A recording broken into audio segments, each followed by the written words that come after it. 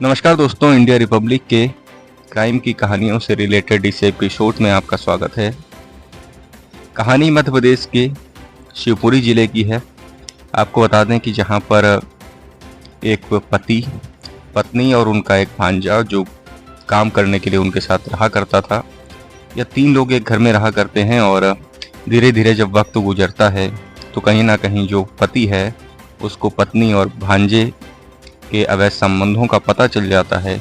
और उसके बाद में क्या कुछ होता है वह आप कहानी में आगे सुनेंगे।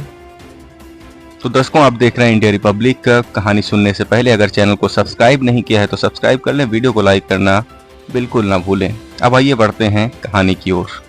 आपको बता दें दोस्तों, शिवपुरी जिले के फिजिकल थाने के अंतर्गत अशोक विहार कॉलोनी की यह पूरी घटना है, जहां पर बिल्डिंग मटेरियल के एक सप्लायर थे, वह रहा करते थे और उनके साथ उनका एक भांजा भी रहा करता था। फिलहाल धीरे धीरे जब उनको यह पता चलता है कि उनकी पत्नी का उनके ही भांजे के साथ में अवैध संबंध है, भांजा लगभग 26 वर्ष का था। और इसके बाद में जब पत्नी और भांजे के बीच में जो संबंध थे उनमें जो प्रतिबाधक बन रहा था, इसके बाद में क्या होता है कि यह लोग मिलकर उस पति की हत्या कर देते हैं और करबला में उसका शव को फिकवा देते हैं। और कहानी बनाने के लिए, पुलिस को गुमराह करने के लिए खुद ही जाकर थाने में लापता होने की जो रिपोर्ट है वह दर्ज कराते हैं।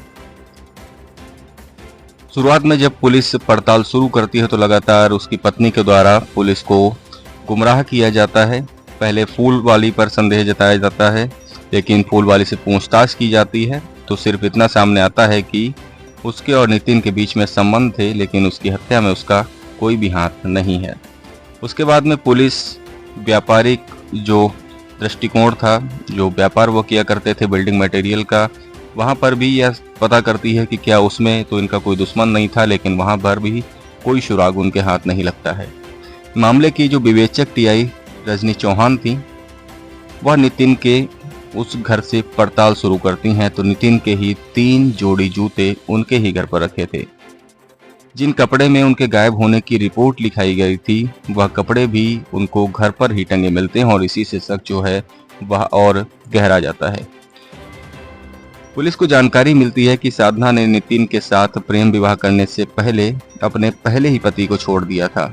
और यह भी सामने आया कि पिछले 1 साल से नितिन के घर पर ही उनका भांजा डॉन उर्फ शिवम, जिसकी फोटो आप बीच में देख रहे हैं, पुत्र राकेश शर्मा, उम्र लगभग उसकी 26 साल थी, गोले मंदिर ग्वालियर का वह निवासी था।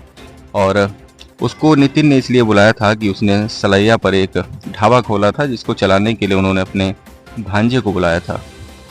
अंततः जब पुलिस को यह सब पता चलता है और पुलिस शिवम के बारे में जानना चाहती है, जो उनका भांजा था, तो यह पता चलता है कि नितिन ने करीब 2 महीने पहले उसको अपने घर से भगा दिया था, क्योंकि पत्नी साधना और भांजे शिवम के बीच जो अवैध संबंध थे उनका पता चल गया था।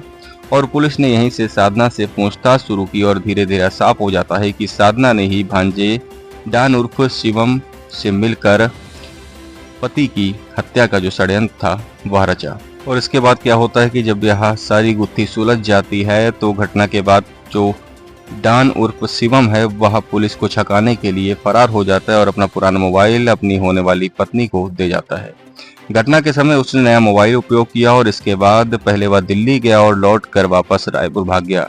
इस दौरान घटना में उसने जो मोबाइल उपयोग करता है उसको तोड़कर फेंक देता है ताकि कोई भी सबूत ना मिले। तो दोस्तों, यह थी पूरी कहानी। आपको कैसी लगी हमें कमेंट बॉक्स में जरूर बताएं।